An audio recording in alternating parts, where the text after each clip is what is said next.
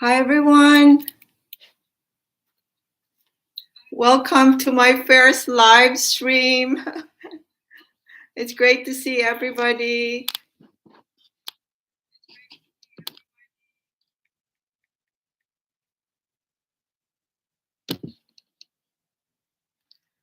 Okay. I want to welcome, I see Raquel and my new friend, Destiny Forever. Hi, Doctor.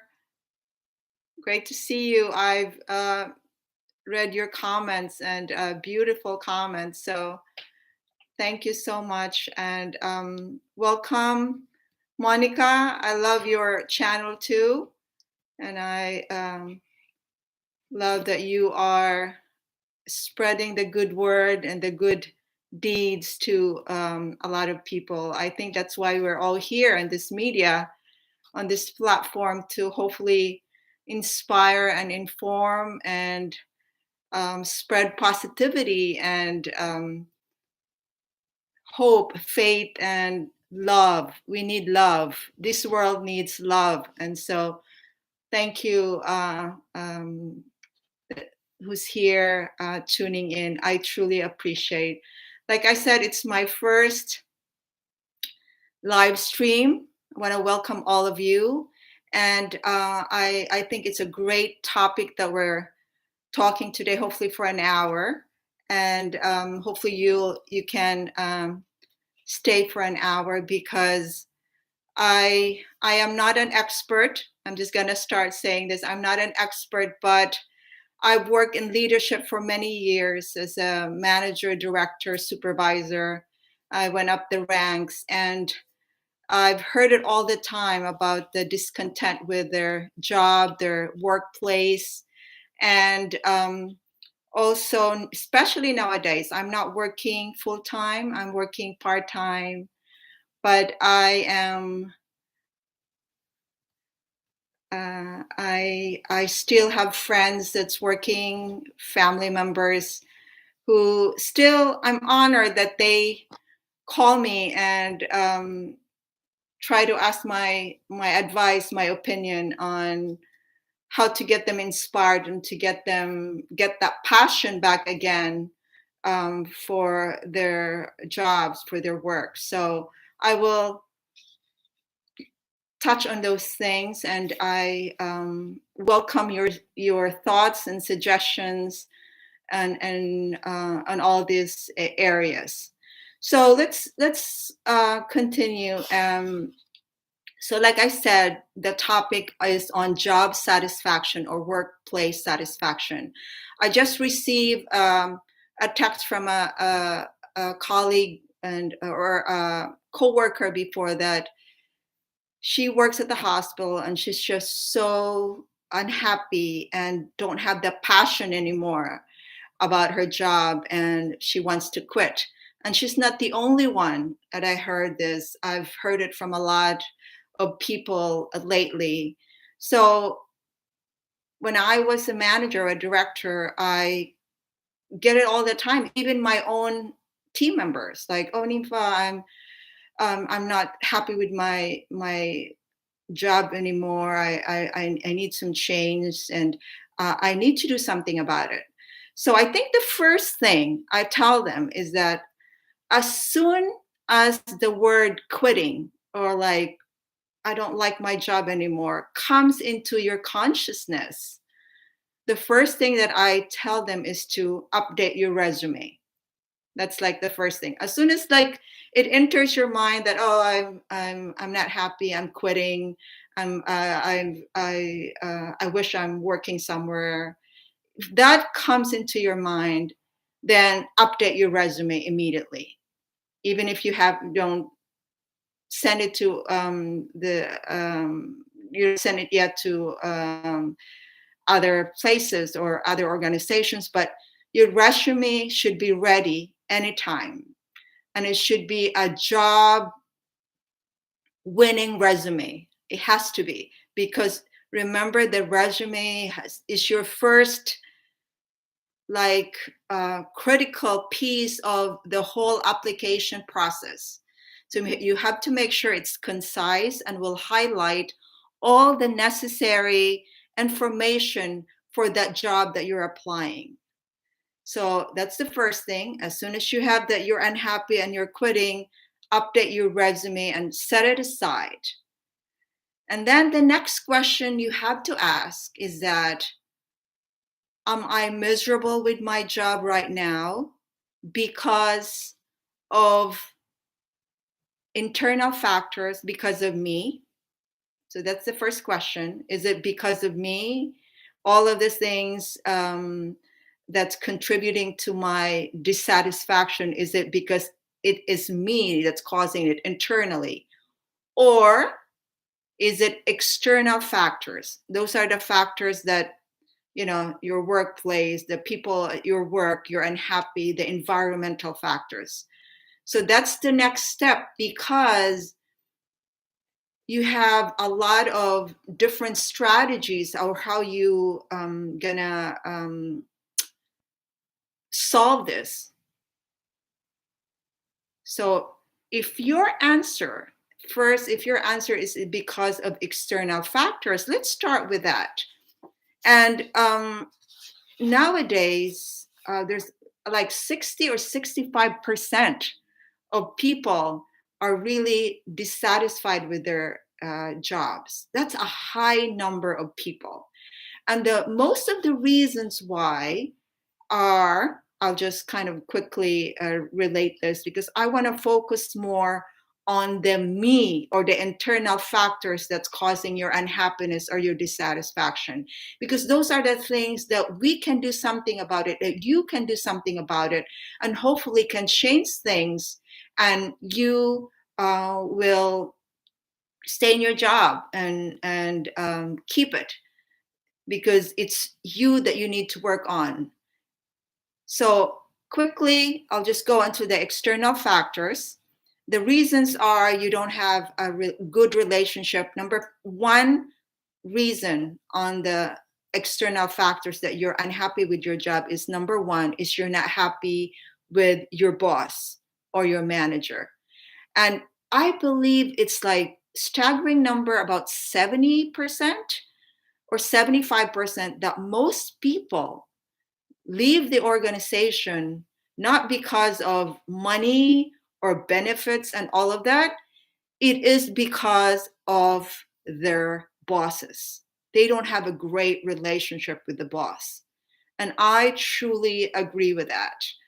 So if you have a problem with your boss, you need to talk to your boss. You need to sit down with your boss and really be open about it. Like 1, 2, 3, 4, why you are not having a relationship with your boss. And I think nowadays, because of the shortage in workforce, your manager or your boss will work really closely with you to keep you, because it is so expensive. I know, as a director, it is very expensive to hire another person.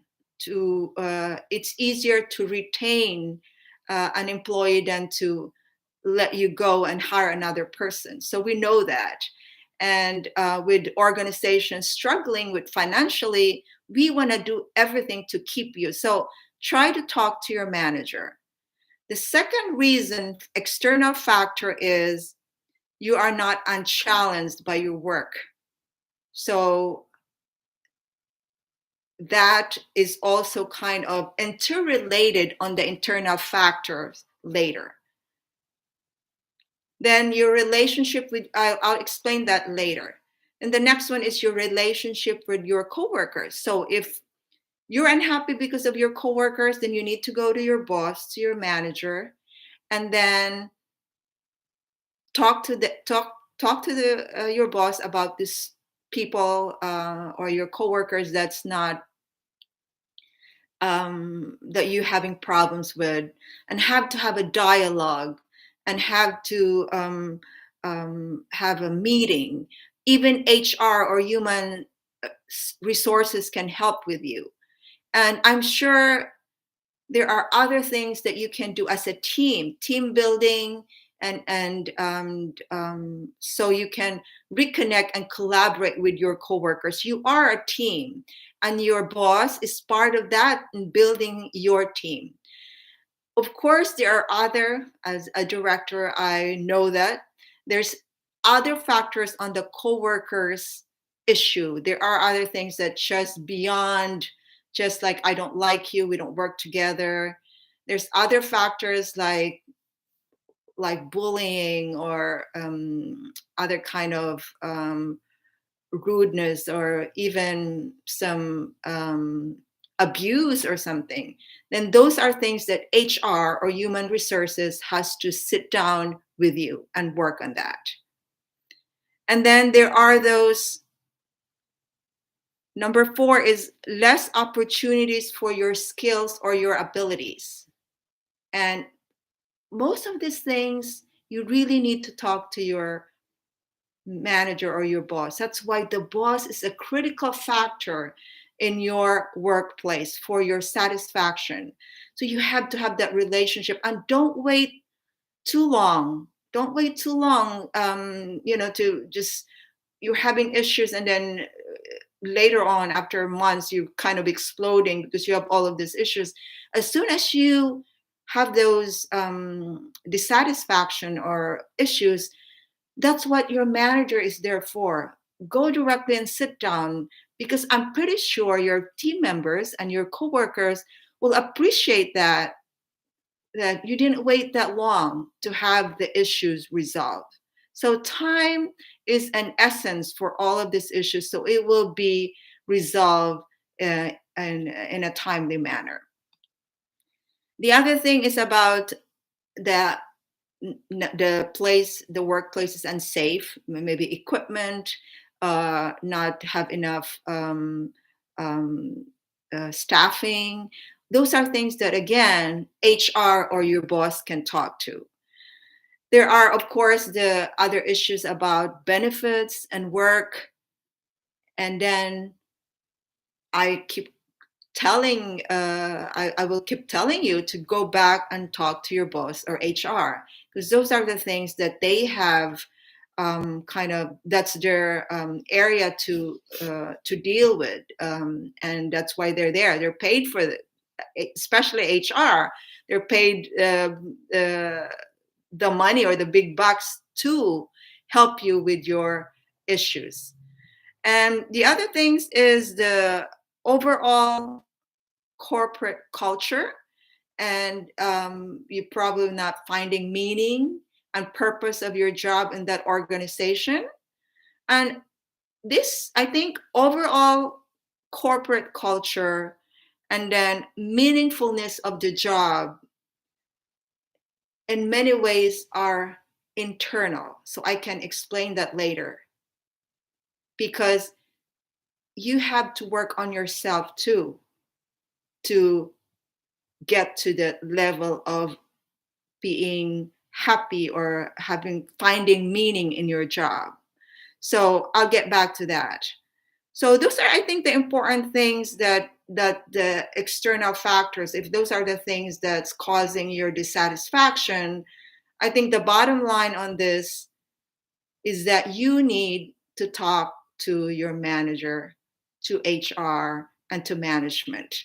And many times in my how many years, like 20 years of leadership, I've seen this. People,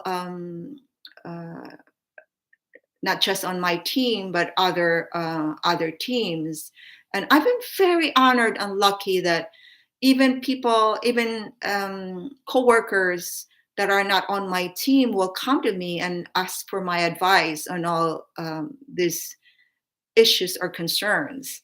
And my answer is always is that you have, at the end of the day, you have a choice. At the end of the day, you your choices are your decisions equals what your status or your level of contentment and happiness. Even if you're not making a choice, it's also a choice of not making a choice. You're not doing anything about it. Like, I'm just gonna deal with this thing. I'm just gonna do my 8 hours or how many hours of work. You're also making a choice that you're not doing anything about it. So you're you're making a choice to be miserable. So if you're making that choice, they don't complain. So at the end of the day, there are people in that organization that they're there for, they're being trained and paid for, so that you can reach out and hopefully help you with your issues. So I'm hoping I'm clear. I'm open to any suggestions or any questions, but those are the external factors. Most of the external factors are definitely out of your circle of influence in many ways. You know, I always believe about this circle of influence, that we have this little circle in here, that there are things that are out of our control, and we can't do it alone, or we can't do anything about it. And the external factors are one of those, that you need to reach out to your manager, you need to reach out to HR, you need to reach out to pastoral if you need some kind of every organization has a pastoral service. I know I'm from a healthcare industry, and we always have that. I know that even it's not a healthcare industry, if you go to HR and you want to talk to a pastoral, a spiritual person to give you guidance, they will give that to you. That's your right, if you will ask them, if you want some advice. So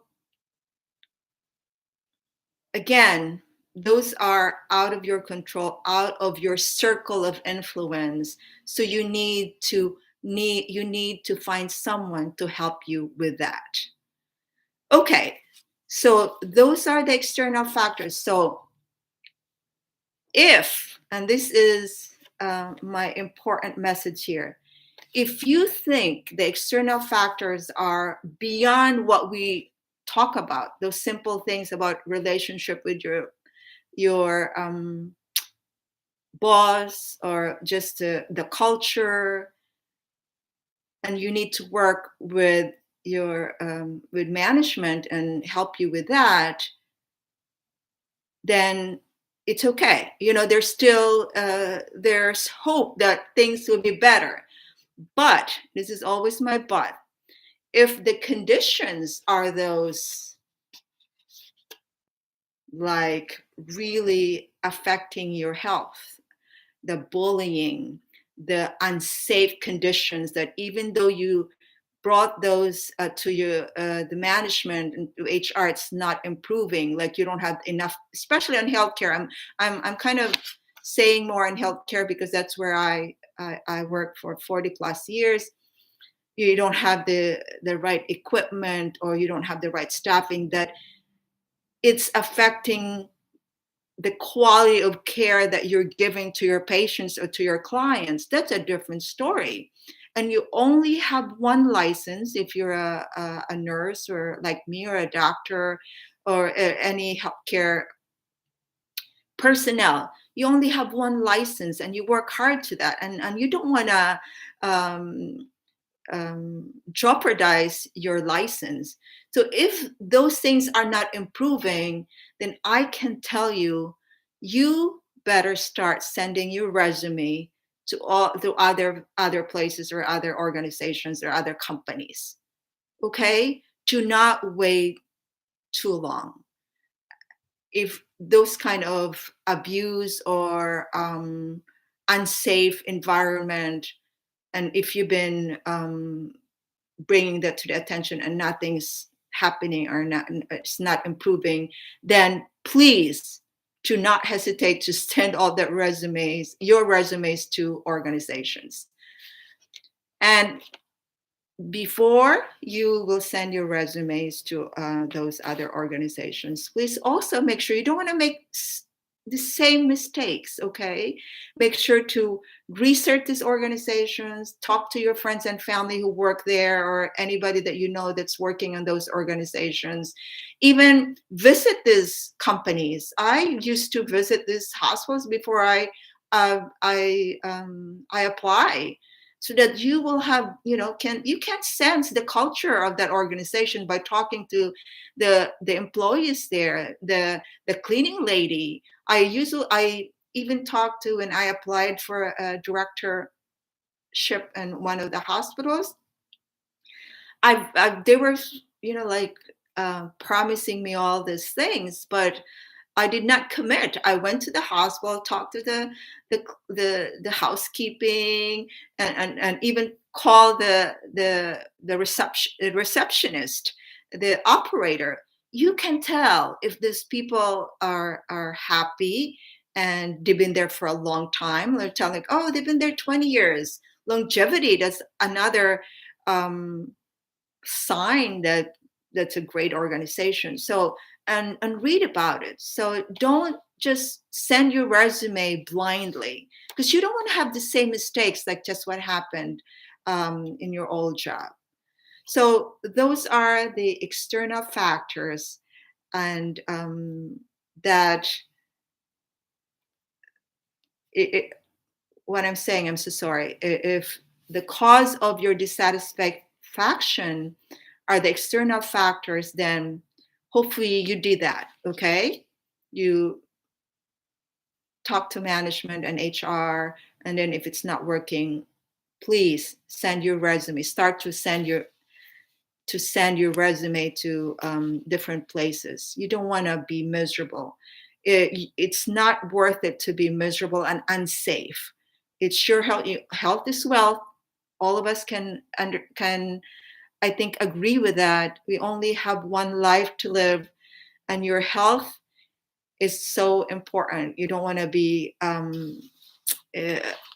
stress is a silent killer. I've said that in my last video when I had my broken heart syndrome diagnosis. Stress is a silent killer, and I've seen it many times in my 40 plus years in healthcare. My specialty is in I work in ICU, but I also work in the ortho neuro unit, and like 80, I would say even 90% of people that have a lot of issues medically, the the number one, I guess that, like, the biggest reason why they are at the hospital, even though they have diabetes and they have hypertension and everything, the underlying cause, stress. Stress gave them the hypertension, stress gave them the heart problems, stress gave them the cancer. Yes. And stress gave them all the psych issues and the depression. So it's not worth it. Okay, so have a plan, and if the workplace is not tolerable anymore, please give yourself um, the right to be free and be happy. There's always a job out there that is right for you. So that's for the external factors. Now we go to the, I think, I would say most of the people have, not a lot of people are really on the external factors. Most of the people that say, oh, I'm miserable now, Nimfa, I quit my job, it's because of internal factors. It's because what is in your heart, and that's what's missing. And so for the last half hour, we need to get that out, and we need to revive that. We need to revitalize, and we need to get you back why you applied on that job in the first place.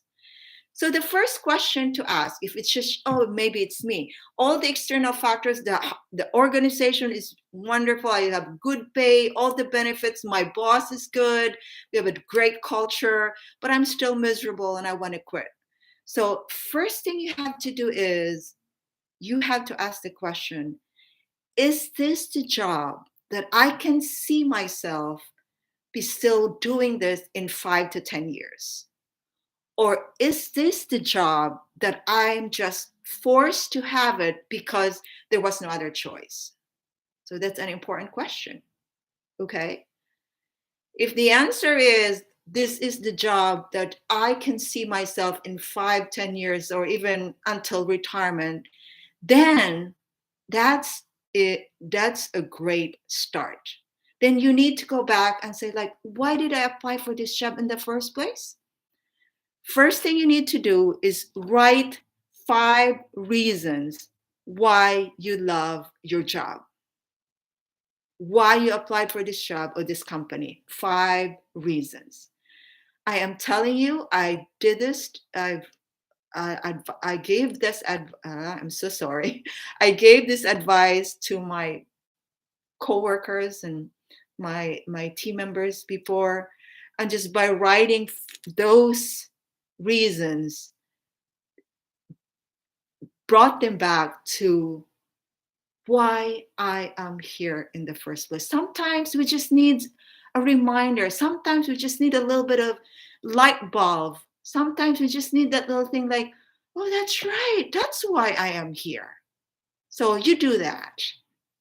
Number 2, you look back why you went to school for this career, why you are doing this job.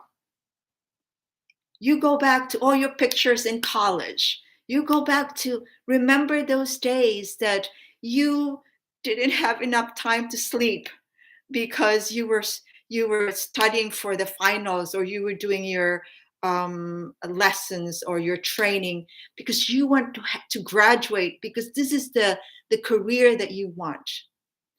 And even just even just reminiscing that and remembering that, it will give you goosebumps, and it will give you back why you are doing this job, why you love this job. Number 3, look at the pictures. I told you already, look at the pictures in college, graduation day, and bring it to work. Bring it, if you have an office, put it there to remind you the hours and the years and your parents' sacrifices to get you to your career.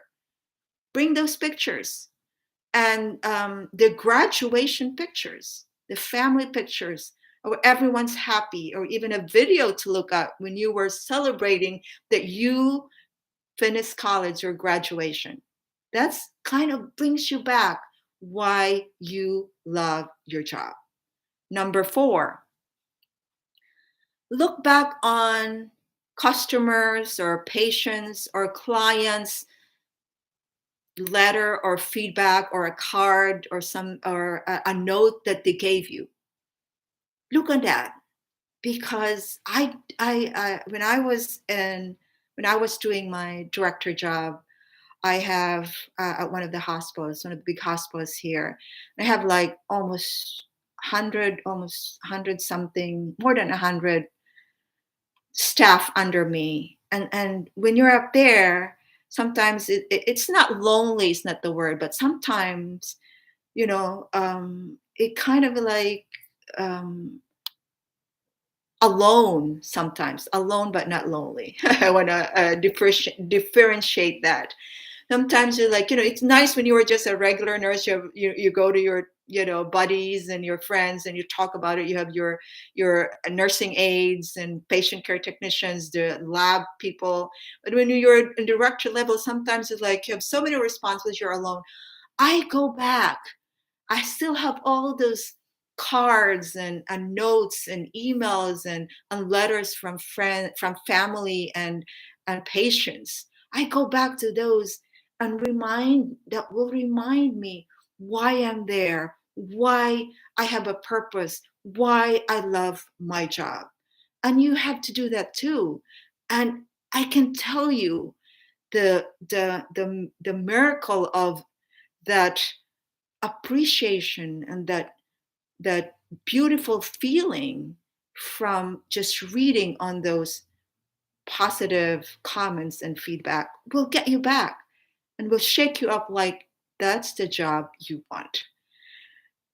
Now, number 5, check your last 2 evaluation or your performance evaluation review. Check on those, just the last 2, if it's once a year, if it's twice a year, check on those reviews and look at what your manager have highlighted your strengths and highlight that. Oh, wow, I am good at this. I am amazing at this. So why am I complaining? I better do these things because these are the things that I'm good at. And if you look at, obviously, your manager, I'm a manager, I will put things there for you to work on to. You can't just be all superlatives and great feedback. You have to have things to put in for you to work on for your goals for the next year.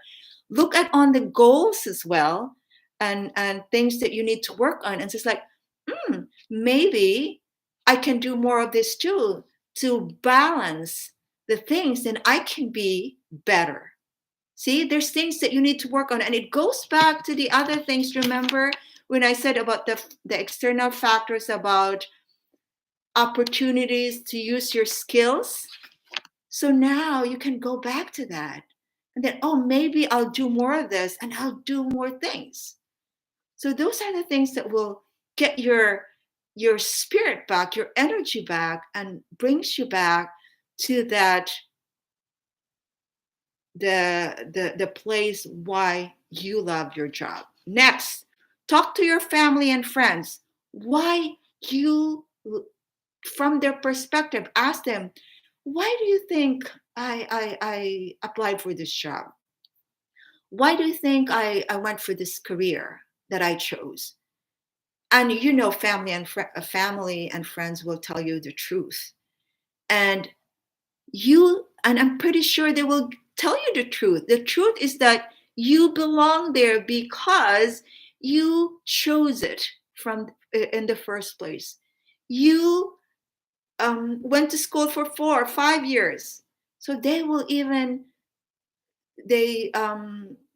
give you all the acknowledgement and the things that you need to hear, that this is the job that you wanted. So talk to them, and not only for that, but you also talk to them like, do you think why do you think that I'm at times that I'm not that I'm negative with my job, that I'm dreading to go to work on Monday, or dreading to work, that I'm just wait for Saturday or the weekends, or if you work the weekends, like medical personnel, like my friends, most of my friends and family, you work weekends every other, but you are looking forward to your days off instead of working days.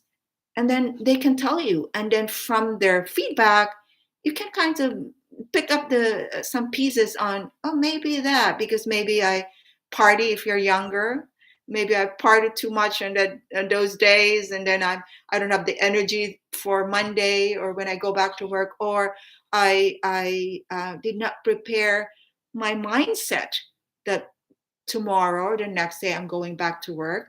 Then I need to kind of get that energy back, my working energy, that I am ready for my patients and for my clients, that I will be the best nurse, the best secretary, the best.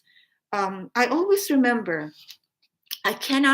my favorite quote of all times, leadership quote of all times. I can't remember the whole thing, but Martin Luther King is one of my favorite people in the whole world.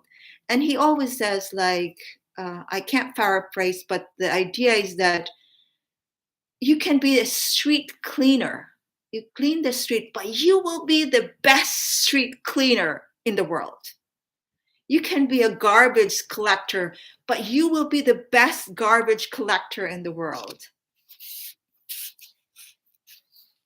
So you have that mindset every time you go to work, and you'll do amazing, because the mind over the body. We all know that. Then the seventh thing, number seven is bring inspiring quotes and pictures at work. Choose inspiring quotes from your favorite people, from your favorite books, or from the scriptures. Can bring it at work, put it in your locker. I used to bring those when I was a regular nurse. Just a quick story about me, because I see my favorite people here.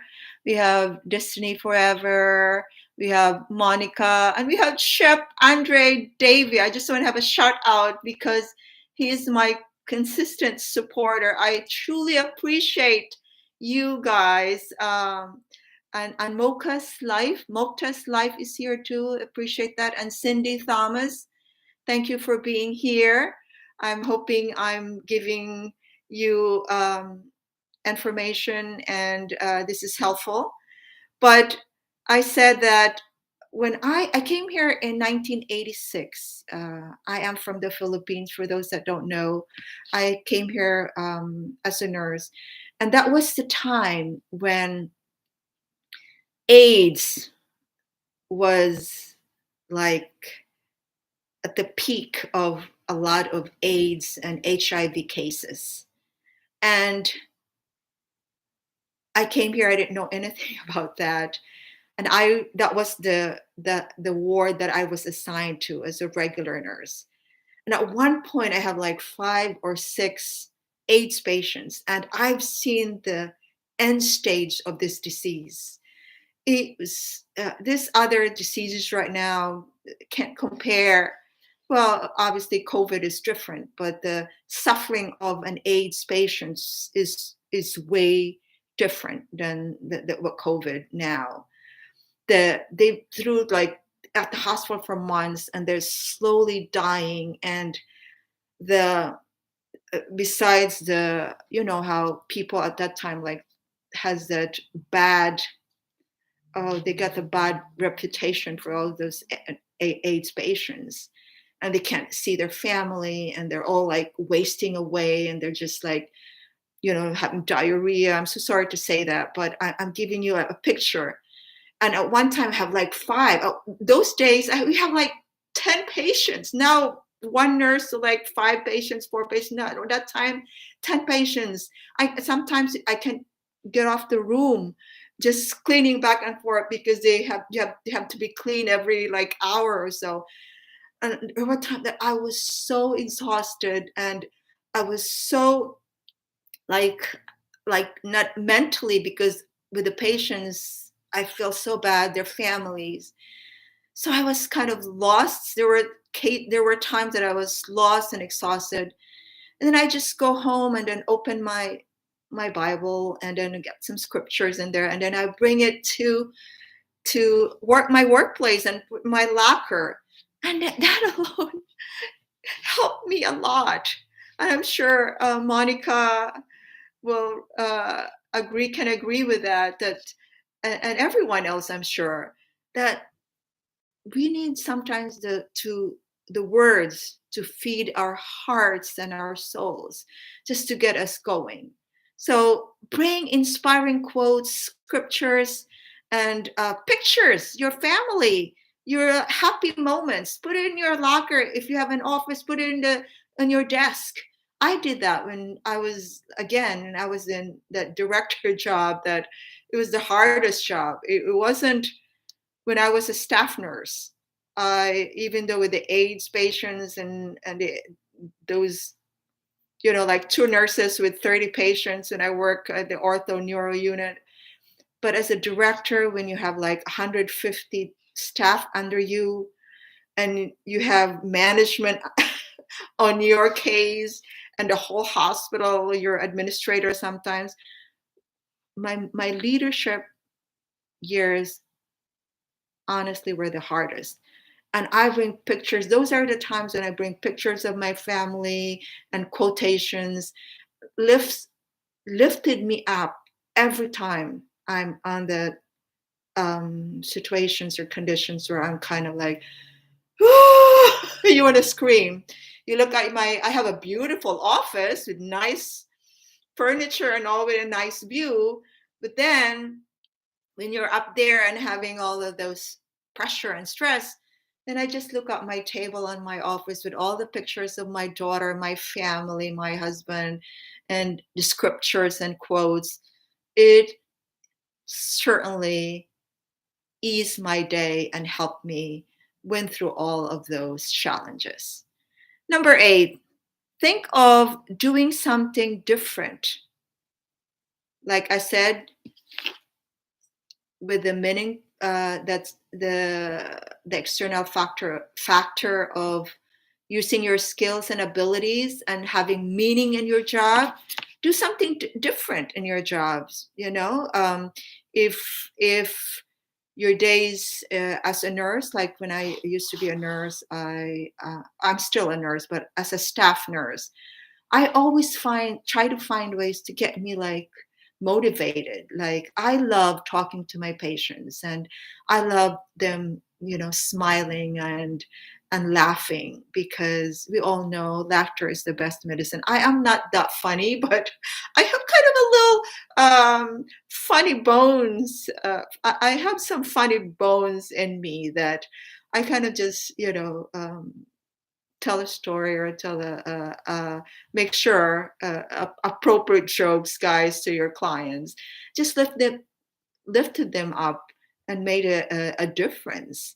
And even just sitting down for like 5 minutes with somebody that is having, probably you can tell, I'm sure you can tell when a client or a patient or a customer is like having issues. I can pick it up immediately, and I will spend time with that person, and that's a different thing that you did.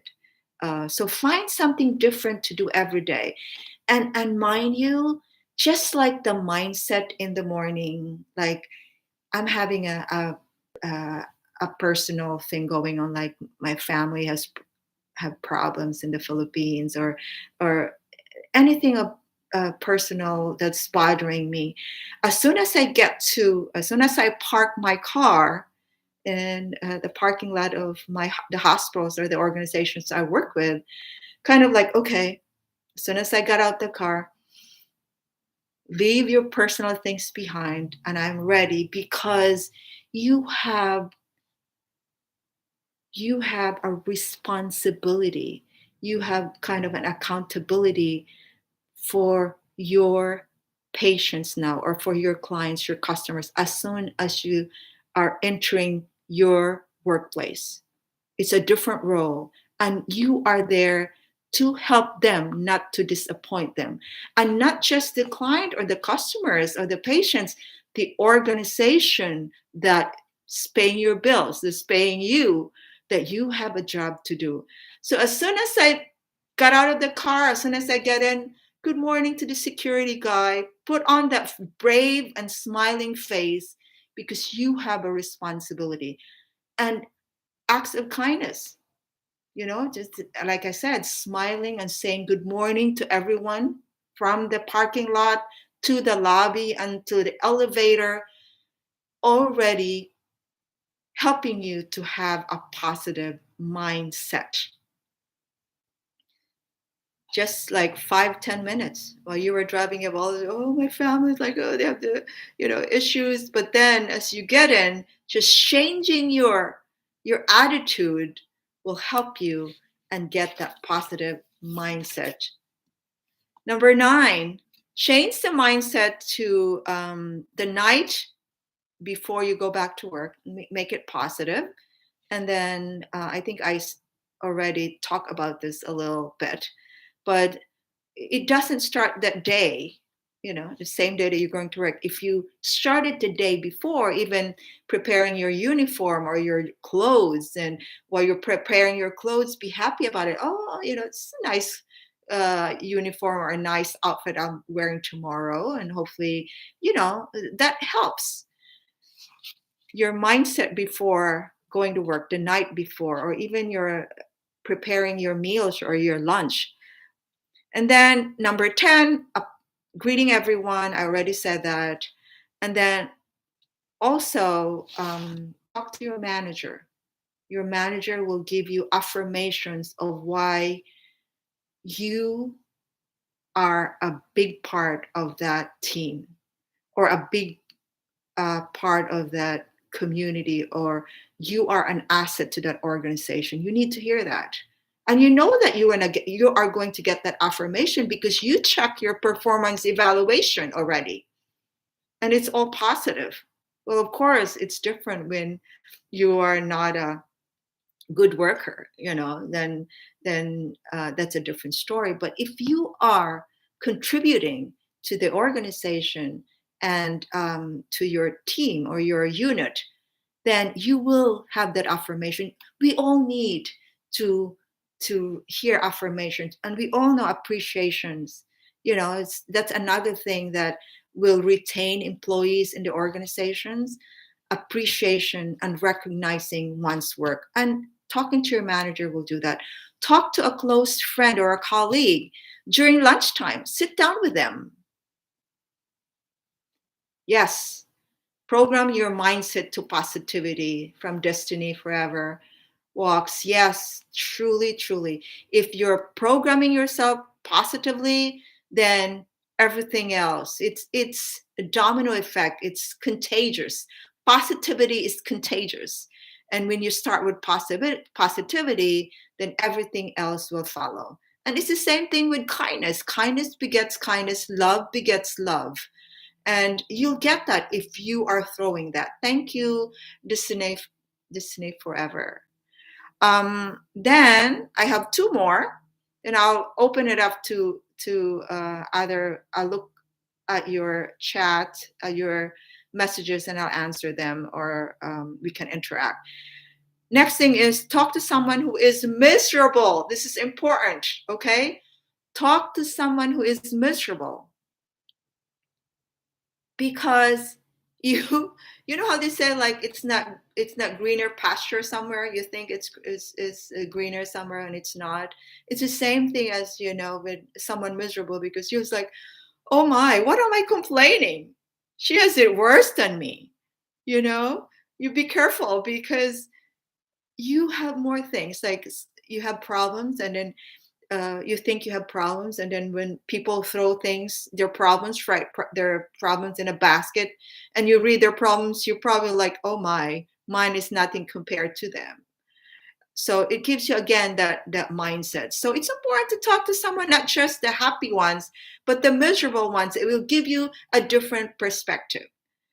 Then the last one, I think, is that maybe you just need time for a vacation, or to spend time, have a me time, buy books, have another hobby, or the balance between work and personal life is important. Maybe that's why you're hating your job, because you are have your personal life is not in check. You have to have that balance, so that you go back from work, then you have a positive personal life. And then if you have a positive personal life, then it will go back, and you bring it at work. I always say this, when I was a director, a manager, I always said, if you're happy at home, you're happy at work. If you're happy at work, then you'll be happy at home. But more importantly, if you're happy at home, you're happy at work. One day, I'll tell you a story. I was a director. It was, I believe, I can remember now. Okay, yeah, I was in the director. It was in the director level, and one of my staff members said, "Nimfa, I need to go home right now." I said, "Why?" I said, well, it's important. I have issues with my significant other. And if I don't go home right now, I know what I'm going to do. I said, oh, and it's like in the middle of the day, like 8 or 9 o'clock in the morning, just like at the peak of the shift at the hospital. And she has a full load of patients. And then I said, Okay, if you need to go home, go now. I'll take your patients. So I'm in my, suit and everything. I put on my lab coat and I work and took care of her 6 patients.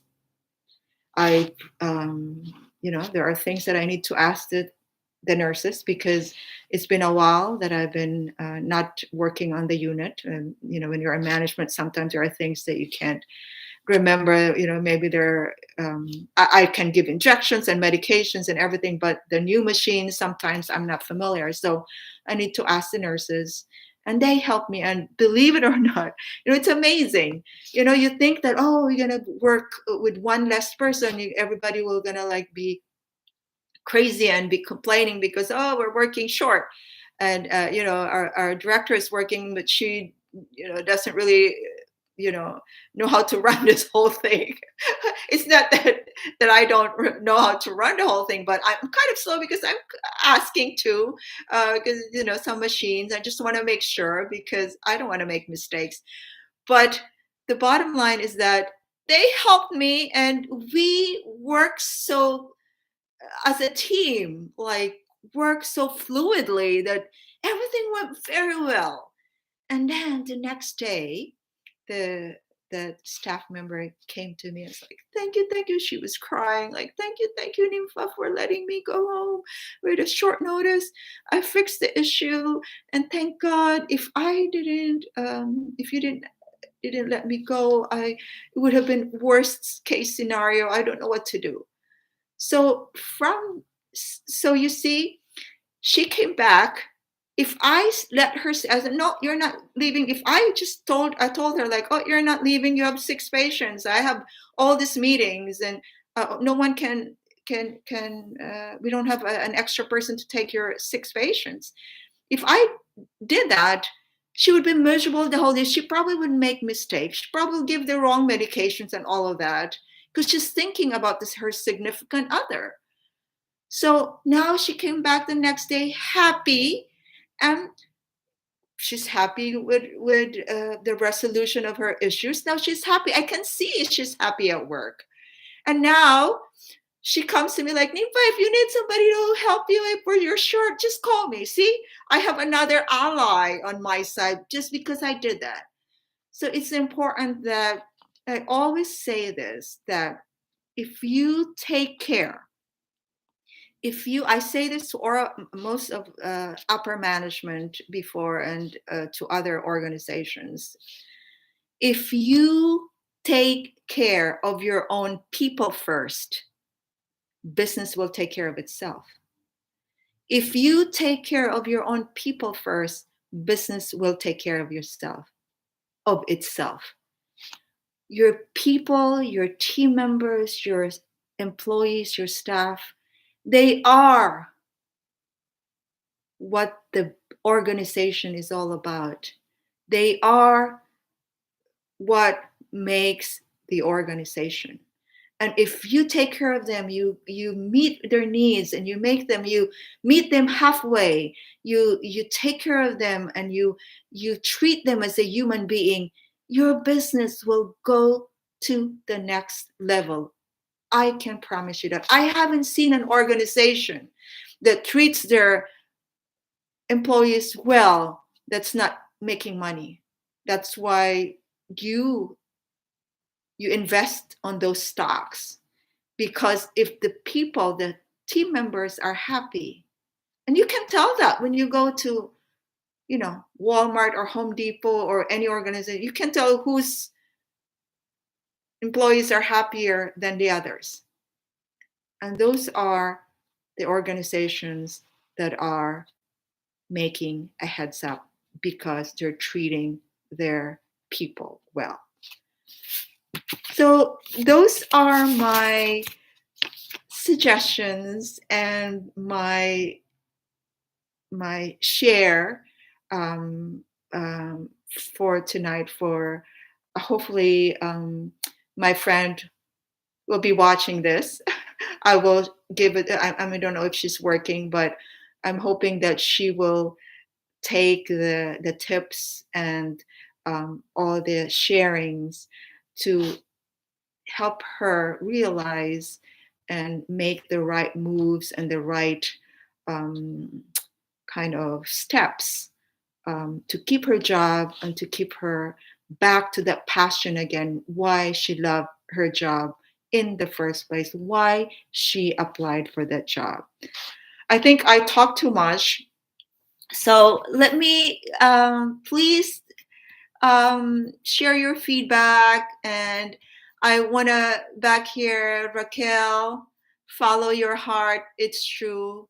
Your heart, our what our heart, what our hearts desire. Because if you love your job, I'll go back to that again.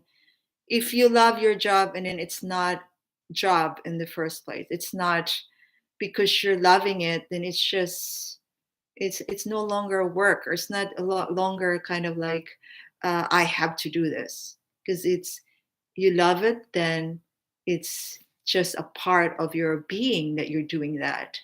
Thank you, Raquel. I appreciate you being here. Monica, thank you for being here. I love watching your live stream too. And my new friend, Disney Forever Walks, I love your the last video you have about the exercise. I showed it to my mom, and then with all the flowers. I can't really see what's the name of your channel, but thank you for being here. And my friend Chef Andre, I appreciate you so much. And then Mokta's Life, hello to you back. And I'm hoping you found this discussion helpful.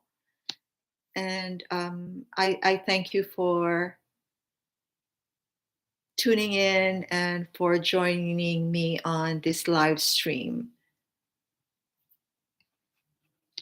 Let's see who else is joining me here.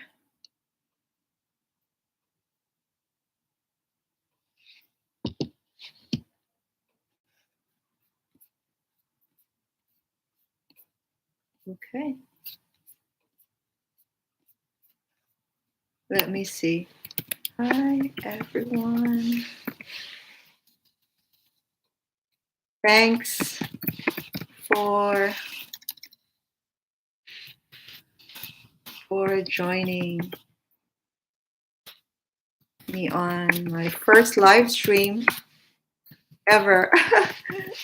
I'm not good with technology, but I'm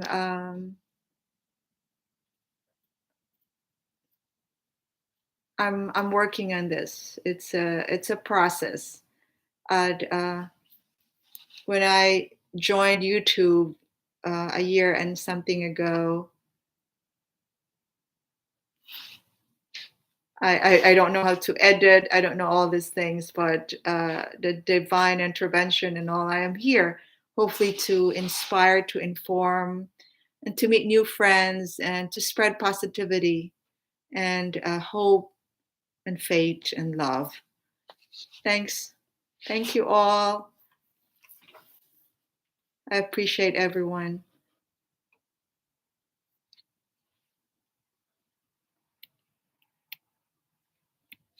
So glad that you found it helpful. I was just talking from my heart, from my experience, and I'm okay.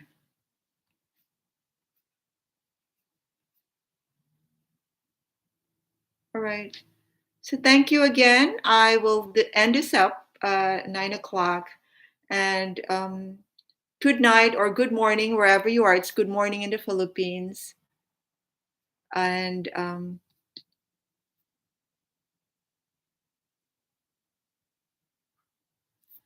thank you so much, Disney Forever Walks. Thank you so much. I hope I'll get your first name. I know you're a doctor, PhD, but I didn't quite get your name yet. I would love to know you more too, because I love your channel. Anything about positivity and to inform, I love. So, good night, everybody. Thank you, and God bless. Take care. Bye bye. Thanks again for the positive feedback.